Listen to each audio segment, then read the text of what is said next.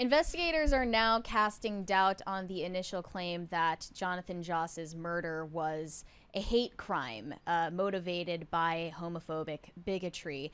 That was a claim put forward by Jonathan Joss's spouse, a female who identifies as male, being reported as Jonathan Joss's husband. Just to be clear, that is a female-to-male transgender individual.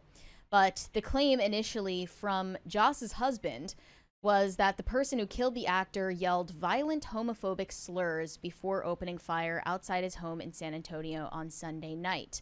But now investigators are looking into it. Although they initially said that there was little evidence for that claim, they seem to be walking back that statement, and they just did a new press conference about the crime, saying... Well, initially they said there was no evidence to indicate Joss's murder was related to his sexual orientation, but they say now that that initial claim was premature. Yeah, that was the police chief, William McManus. Yes, and now he's saying that whether Joss's sexual orientation played a role in the shooting is still a part of the investigation. I will own that and simply say again that we simply shouldn't have done that. It was way too early in the process for any statement of that nature to be issued. The police chief said many in the LGBTQ+ community are feeling anxious and concerned after Joss's shooting, and that a lot of it has to do with the premature statement they made. The loss of Jonathan Joss was tragic, most heavily felt by the LGBTQ+ community. But if homophobia is found to have been a motive in the shooting, this could result in a harsher sentence at trial under the state's hate crimes law. It says they do not have separate hate crime charges, but it's something that's adjudicated upon sentencing. We gather the facts and we give those facts to the district attorney's office, and then that hate crime designation is determined at sentencing. And then there was also the claim that Jonathan Joss's house was burned down, possibly by the same neighbor that shot him. But others are saying that was a mistake on his part because he was barbecuing indoors. Well, that he was heating his house with the barbecue because his electricity was off. Yeah. And then the other thing is, like, beyond that, there's also this video now that has come out. And I think more than anything, we're going to get into a bunch of discussion with things that have been said by the neighbors. And I think more than anything is when you accuse something of a hate crime, it's kind of the same idea we have when people talk about racism, is that extraordinary allegations require extraordinary evidence. But all the evidence that seems to be visible for this case is that it was a tumultuous relationship between everybody in this neighborhood, and it's kind of that worst case scenario of neighbors that don't like each other taken to the extreme. It is kind of crazy that the suspect, it's funny to even say suspect because we know who did it, the suspect is now released on bond. $200,000 bond. Which is crazy. I mean, who paid that? Yeah, I don't know. That is wild. Yeah, I don't know. So now this person is just on the loose, basically. Yeah. After having murdered someone in broad daylight. And then there was... The other thing I think is really important is, like, when they talk about all these calls that came into the neighborhood, they say sometimes it was Joss that would call, sometimes it was Alvarez that would call, and that there was police reports filed repeatedly back and forth between both of them. Yeah. Yeah, I think that the real story is far too nuanced for Twitter to absolutely interpret what really happened. But there's a new video that's getting circulated right now of Jonathan Joss hours before, or possibly minutes before his death, pacing up and down the street in his neighborhood, or I believe his driveway in front of his house, where it appeared that he was wielding a pitchfork and yelling. Yeah. Well, let's watch the video. We're not going to watch the whole thing, but we'll watch some of this here.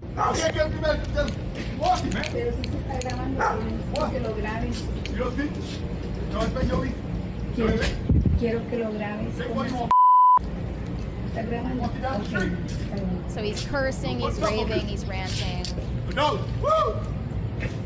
This would be cause enough to call the police on someone. I'm down the street. I'm rehearsing. I make movies, man. I'm rehearsing the scene. He's going through a mental health crisis for sure. You still look like that? I'm just walking down the street. You're taping me.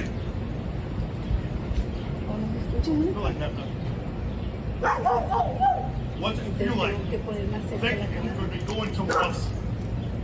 What's it feel like, bro? Debbie, yeah, how you feel? That guarantee, boy, when you go to bed, you don't know where you're going to wake up. That sounds like a threat. Pull a gun on somebody? That's reason for deportation, man. The cops dropped the case because they had no witnesses, right? But I had a witness. So I habla con la policía. So we're going to reopen the case. And look, I don't have to do it just like the cops. What was the threat? It's I mean, it's just the whole thing is done in a threatening manner. But was there something he said specifically so that he sounded like a threat? So he keeps talking about death and dying, and Yeah. in the tone, it could be construed that way, even if it's not meant to be. Well, that other bizarre statement was, I'm rehearsing, I'm in movies, man. Like, is this person going through some kind of manic episode where they're not really attached to reality anymore?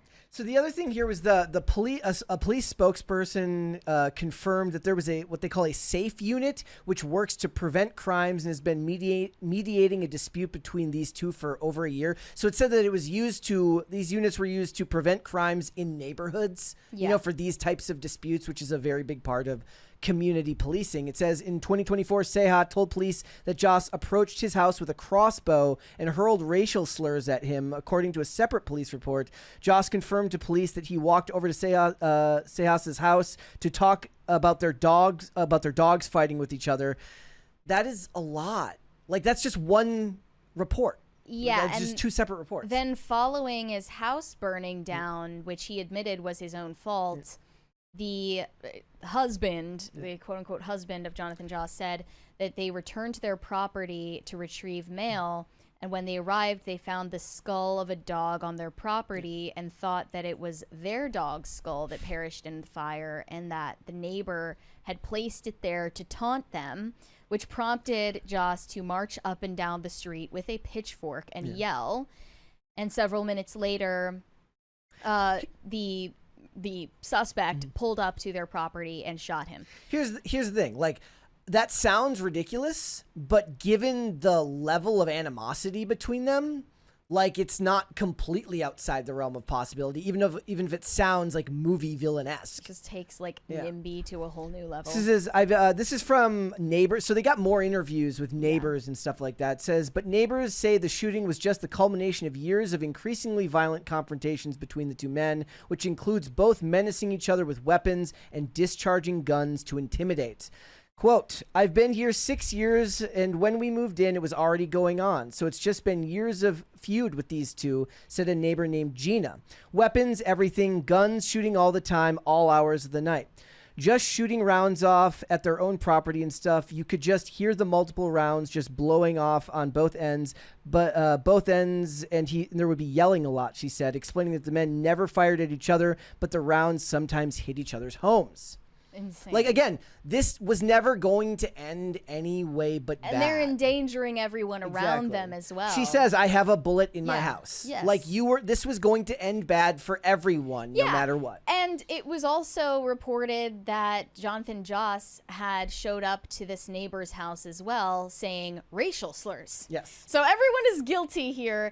And I think it's just funny that people used this story for their own ends, especially framing it as a tragedy during Pride Month, that this horrible hate crime occurred to a celebrity for being gay, when clearly the story is not that simple. And as you can see in that video, he is going through some kind of psychological breakdown, and he's detached from reality.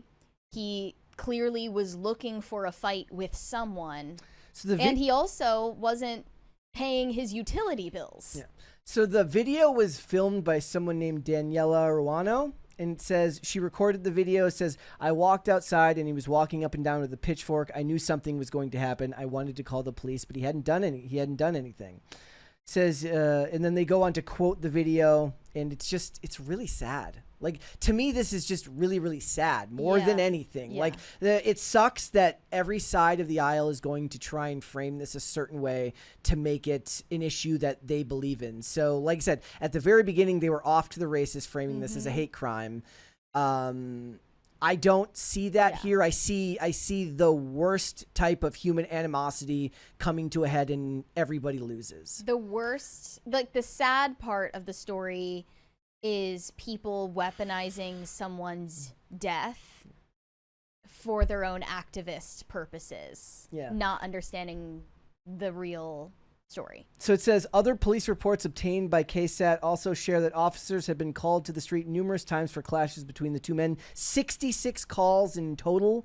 And the person who was interviewed here goes on to say, I think this whole thing happened because Seha was just pushed to his limit, they said. Despite social media posts on the contrary, police said there's no evidence of this being a hate crime. But they've walked that back since I think then. the police chief walked back that statement for PR reasons. Yeah.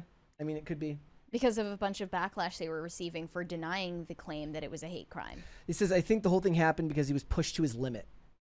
Jonathan Joss, they No, mean? that Or they mean Seha the was neighbor. pushed to his limit. Oh, okay. Yeah. So again, this is just a really, really tragic story. It was interesting in a very, very morbid way at the beginning because there were so many conflicting details, and it seemed so insane the way it was being framed, and the interactions between the people in the neighborhood and everything going on. But what you can see is that it's being framed a specific way because everyone's kind of getting in to use it for their own political ends. But I think that partially happened for a big reason because it happened to fall on the first day of Pride Month. Right. So it became a national story. And the other sad thing is I don't think this is going to end up becoming like a big story down the line. This isn't going to be one where there's going to be a trial and it's going to get a ton of media attention. It's just going to kind of evaporate eventually. But I do think it's important to at least follow up with what they're saying. Still like an absolutely insane story. Yeah. Thanks for watching. Listen to full episodes of Pop Culture Crisis on Spotify. Keep up with us on social media and make sure you subscribe and ring that bell so you never miss the show. Bye, guys.